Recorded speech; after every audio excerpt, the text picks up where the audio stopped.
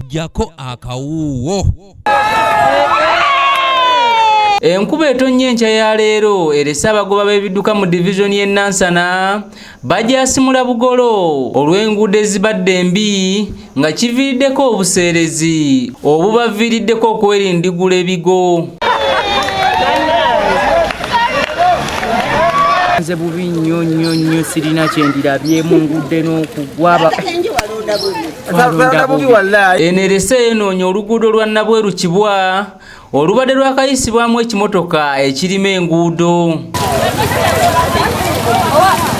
Ebidduka okuli emmotoka, pikipiki obwedda biseerera bigwa mu binnya era abantu bafuubanye okubijjayo ate baba bodaboda n'obugaali abamu balabiddwako nga beerindigula ebigo.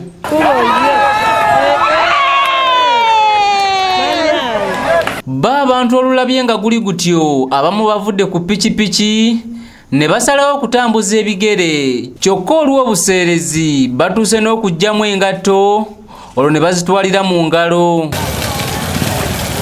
Kanso njivunaana ekintu kimu nti kuyisanga sente z'omusolo ne batakola kintu kukimaliriza.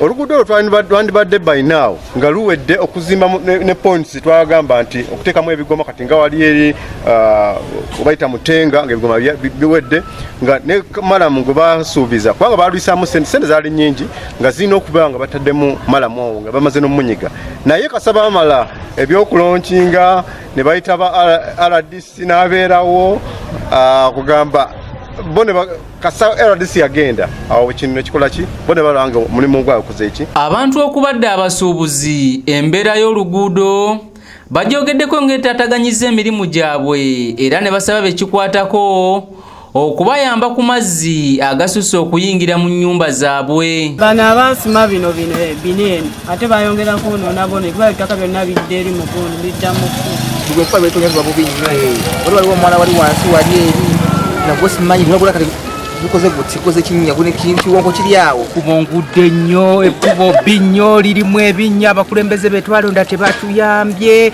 kati simanyi kyetuliko tuli mu miranga Dorin Nambiru yakusakidde eggulire lino ku lwa ABS Television.